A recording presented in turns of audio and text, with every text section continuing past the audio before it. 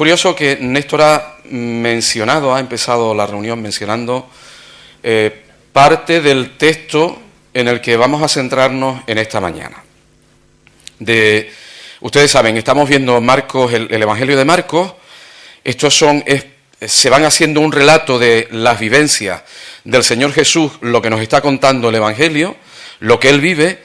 Hemos visto cómo Él se enfrenta al sistema establecido dentro de su nación, y si miráramos en otros pasajes, veríamos cómo a los principales, a los sacerdotes, a los fariseos, a los ancianos del pueblo, lo que les preocupaba era que los romanos pudieran echar abajo el sistema que ellos tenían por causa del Señor Jesús. Hemos visto cómo Jesús habla de que lo lleva enseñando ya bastante tiempo, desde el capítulo 9, si no recuerdo mal, de este Evangelio de Marcos. Cuando Pedro hace aquella confesión, él empieza a enseñar que le es necesario padecer y sufrir y morir a manos de los fariseos, los principales, de los sacerdotes, y que resucitará al tercer día. Leyendo estos versículos, los primeros versículos, el resto lo voy a dejar para que si alguien quiere compartir, lo haga. Pero estos 11 primeros versículos, esta historia de aquella mujer que derrama ese perfume, ese aceite de nardo exclusivo, un perfume carísimo, un perfume buenísimo. No tiene que ver con la planta que nosotros conocemos, sino una flor que se da en una zona determinada del mundo, que había que traer de muy lejos, y además no se daba en cualquier parte de esa zona del mundo, sino con unas determinadas características. Y lo que se sacaba de aquella planta producía un perfume intenso, agradable, un aceite perfumante increíble. Bueno, la historia de esta mujer parece estar aquí metida como estas cosas que nos parecen a veces, ¿no? Como un intermedio. Bueno, vamos a hablar de la historia de esta mujer, la vamos a poner aquí y lo vamos a dejar como un impas, ¿no? Hemos terminado de hablar de las señales y ahora vamos a hablar después de la Santa Cena.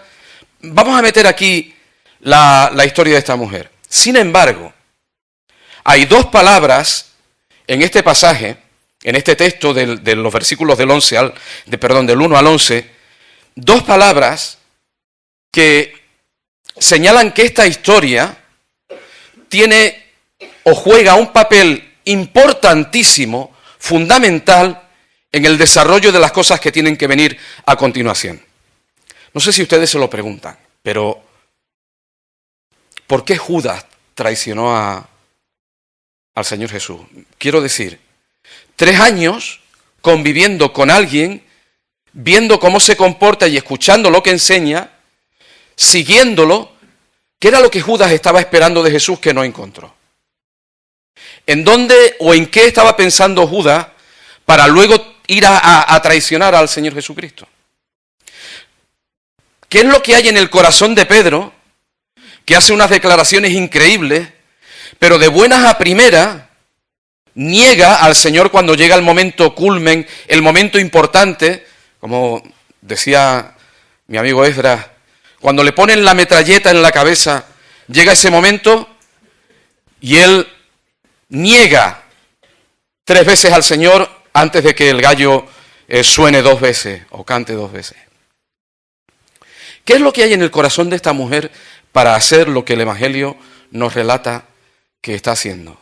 Y más importante, y les invito, lo dejo ahí, les invito a que sea algo que personalmente cada uno de nosotros busquemos. ¿Qué es lo que hay en el corazón del Señor Jesús para pasar por todo esto sabiendo que va a llegar a morir en la cruz del Calvario después de sufrir todo tipo de insultos, vejaciones y desprecios, y sin embargo pasa por todo ello, muere en la cruz y lo hace con gozo? Y lo hace pensando, lo hace diciendo que no se haga lo que yo quiero, sino que se haga lo que tú quieres. Pero vamos a mirar a esta mujer un momentito, porque esta historia tiene algunas cosas muy interesantes que contarnos, al menos que un servidor quiere dejar presentadas en esta mañana para nuestra consideración, la consideración de cada uno de nosotros en lo que lo tengan a bien. Dice que 2 días después era la Pascua, después de haber hablado en el Monte de los Olivos acerca de las señales. 2 días después era la Pascua, el momento en el que se recordaba la salida del pueblo de Israel de Egipto, y Jerusalén estaba atiborrada de gente que venía de fuera para celebrar la Pascua. Se recordaba cómo Dios de forma milagrosa había rescatado el pueblo de la esclavitud, lo había liberado y le había dado una tierra prometida después de pasar por 40 años en el desierto. Y dice también la fiesta de los panes sin levadura. Buscaban los principales sacerdotes y los escribas cómo prenderle por engaño y matarle.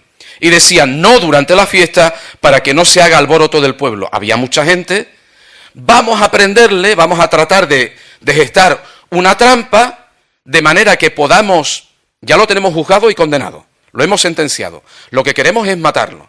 Bien, ¿cómo vamos a hacer para que no se monte un jaleo en Jerusalén, con toda la gente que hay? ¿Cómo vamos a hacer para que no haya un revuelo?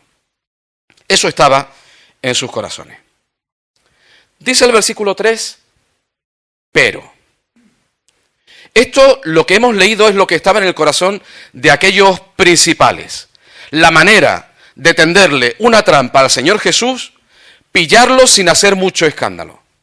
Pero estando él en Betania, en casa de Simón el leproso, y sentado a la mesa, vino una mujer con un vaso de alabastro de perfume de nardo puro de mucho precio, y quebrando el vaso de alabastro, se lo derramó sobre su cabeza. ¡Qué bonito! Qué bonito coger algo carísimo, algo especial, y derramarlo en la cabeza del Señor Jesús. Él está sentado a la mesa, y qué bonito, qué bueno, qué cosa más maravillosa, qué historia más preciosa, para que esté aquí metida dentro del relato del Evangelio antes del sufrimiento del Señor Jesús. En el corazón de aquella mujer había algo. Como Néstor ha dicho, eso se solía hacer con la mujer con el marido. Pero había otras ocasiones en que se usaba también la unción. Y si miramos los textos paralelos de Mateo, sobre todo de Juan, nos vamos a encontrar con que no nos habla de ungir la cabeza, sino de que fueron ungidos los pies del Señor Jesús. Hay otro texto que habla de un incidente o de un evento parecido en Lucas capítulo 7. Pero ese evento de Lucas 7 es en casa de Simón el fariseo, y aquella mujer era una mujer pecadora. La razón fue otra. En el caso de esta mujer, Juan capítulo 11 y capítulo 12 nos dice claramente que esta mujer es María, la hermana de Marta y de Lázaro. La misma María que durante aquella cena en la que Marta estaba agobiada con muchos quehaceres, que estaba dedicándose a servir con mucha intensidad y que le dijo al Señor Jesús, mira que estoy aquí, que no doy abasto, y ahí está mi hermana sin hacer nada. ¿Y recuerdan lo que dijo el Señor Jesús? Lucas capítulo 10 creo que es. Estás ansiosa, estás afanada con muchos quehaceres, pero María ha escogido la buena parte. María ha escogido la buena parte. Así que el Señor Jesús estaba enseñando lo que le era necesario padecer, y hay una mujer que disfruta estando a los pies de Jesús, escuchando lo que Jesús tiene que decir. Y no solo lo oye, sino que escoge esa parte. Escucha y presta atención. Dice que ante aquel gesto de coger ese perfume especial, hubo algunos que se enojaron dentro de sí y dijeron, ¿para qué se ha hecho este desperdicio de perfume? Y en los textos paralelos vemos, como suele pasar, siempre hay alguien que prende la mecha y luego el fuego se extiende alrededor. Dice que en el corazón de Judas estaba aquello, y él lo dijo, esto se podía haber dado a los pobres. ¿Por qué se gasta tanto? Esto se podía haber dado a los pobres. Primera idea que quiero compartir en esta mañana para el Señor tenga bien que sea a nuestra edificación. En nuestra vida como creyentes necesitamos pasar tiempo a los pies del Señor Jesús escuchándole y prestándole atención. Necesitamos que lo que Él dice sea una realidad en nuestra vida que nosotros podamos vivir, no de palabra, sino de hecho, que le obedezcamos, pero además que produzca en nosotros también algo que va mucho más allá de la obediencia. Y les prometo que estoy diciendo esto y un servidor se ve superado con esto, con esta idea, con este pensamiento. Porque María no está obedeciendo, no ha recibido ninguna orden del Señor Jesús para hacer lo que ha hecho. Es algo que nace de su corazón y que ella quiere poner de sí misma porque ha estado escuchando al Señor Jesús, sabe lo que Él va a vivir, sabe por dónde va a pasar y ella quiere hacer algo para su Señor.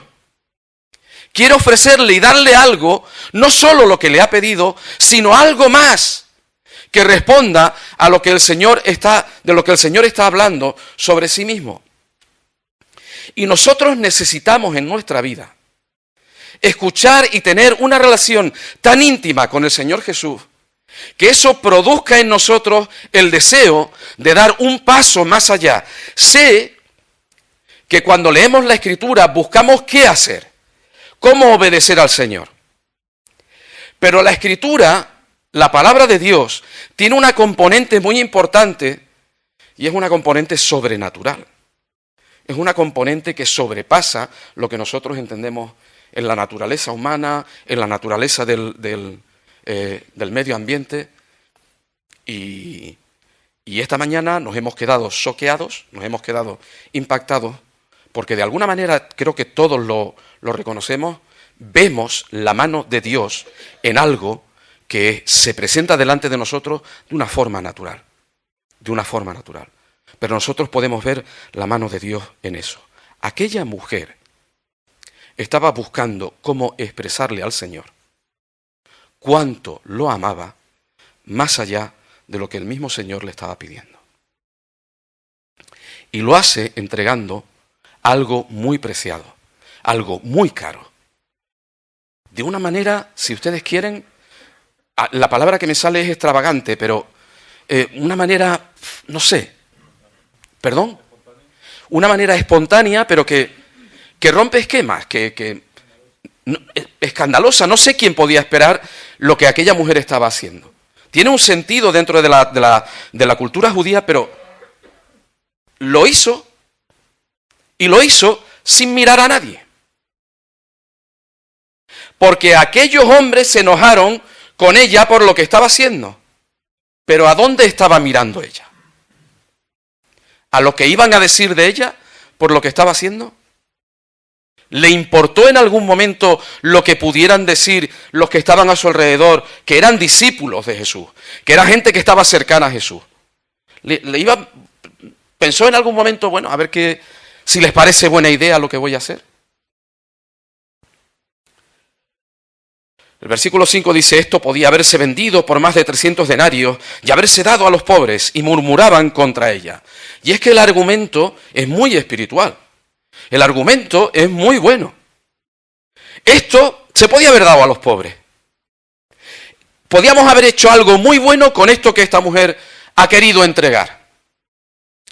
Yo no sé qué es lo que tenemos nosotros de lo que podamos desprendernos, o de lo que estemos dispuestos a desprendernos para entregárselo al Señor y presentárselo a Él como una ofrenda que suba para Él como un olor agradable, como un olor que sea fragante. No sé de qué cosas nos podemos desprender o estamos dispuestos a desprendernos para, sin mirar a nadie y mirando solo al Señor, ofrecerle algo que Él no nos está pidiendo, algo que Él no nos está demandando, que va mucho más allá. Pero que en nuestra relación con el Señor nos vemos, como dice Pablo, nos vemos, ¿cómo dice? Bueno, presionados, constreñidos, ¿no? El amor de Cristo constriñe, me impulsa, me aprieta, me desborda. Señor, tengo que responderte de alguna manera más allá de lo que tú estás pidiendo. Lo que tú estás pidiendo es lo mínimo que se sirve. tú mereces mucho más. Tú mereces mucho más. ¿Dónde estaba mirando además esta mujer? Versículo 6. Jesús dijo, dejadla, ¿por qué la molestáis? Buena obra me ha hecho. Me da igual lo que diga la gente. Me da igual lo que pueda decir Judas, lo que puedan decir el resto de los discípulos, me da igual. Yo necesito escuchar del Señor que lo que estoy haciendo, lo que estoy viviendo y cómo lo estoy haciendo le agrada. Y que es una buena obra para Él. Que es una buena obra para Él. Dice el versículo 7 el Señor Jesús, siempre tendréis a los pobres con vosotros y cuando queráis les podréis hacer bien, pero a mí no siempre me tendréis. Versículo 8, esta ha hecho lo que podía porque se ha anticipado a ungir mi cuerpo para la sepultura. Aquella mujer había estado escuchando al Señor Jesús, no solo oyéndolo, sino escuchándolo, y había creído lo que él estaba diciendo. Que el Señor Jesús iba a sufrir y a morir.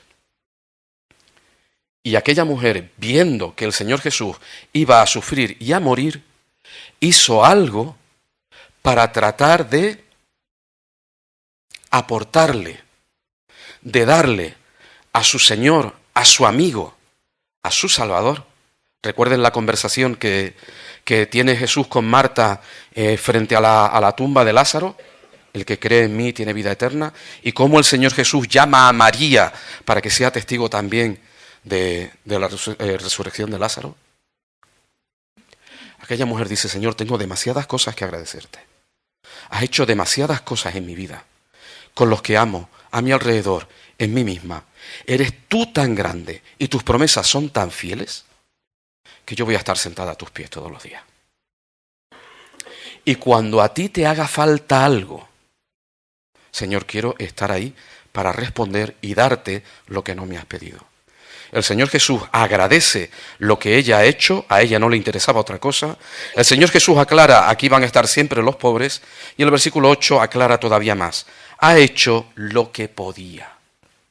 Ha hecho lo que podía. Porque se ha anticipado. Y anticipar nos habla de que se ha adelantado a algo que va a suceder después. Pero nos dice también que María ha reaccionado ante lo que el Señor Jesús está diciendo y ha planificado, ha pensado en qué hacer para responder al Señor, para tratar de ayudar al Señor. No es algo quizás tan sin pensar, pero es algo que ha nacido en su corazón y que ella, viendo lo que va a pasar, quiere aportarle, quiere darle al Señor Jesús. Ella se ha anticipado a ungir mi cuerpo para la sepultura. De cierto os digo que donde quiera que se predique este evangelio, en todo el mundo, también se contará lo que está hecho para memoria de ella, como estamos haciendo hoy. Pero el versículo 3, recuerden, empieza con la palabra pero. Los fariseos, sacerdotes y principales buscando la manera de tenderle una trampa, pensando cómo podemos urdir para llevar a Jesús a matarlo sin que se monte mucho revuelo. Eso es el versículo 3. El versículo 10 dice entonces. A raíz de este hecho, a raíz de lo que acabamos de leer, entonces Judas Iscariote, uno de los 12, fue a los principales sacerdotes para entregárselo. Lo que acabamos de leer es el detonante en el corazón de Judas, que él ya lo venía rumiando, pero esto hace que sea el detonante para llevar a cabo lo que estaba en el corazón de Judas. Entregar al Señor Jesús a cambio de dinero. Y dice el versículo 11 que al oírlo se alegraron los principales sacerdotes, los fariseos, los ancianos, se alegraron, porque les daba una solución a lo que ellos estaban tratando de buscar.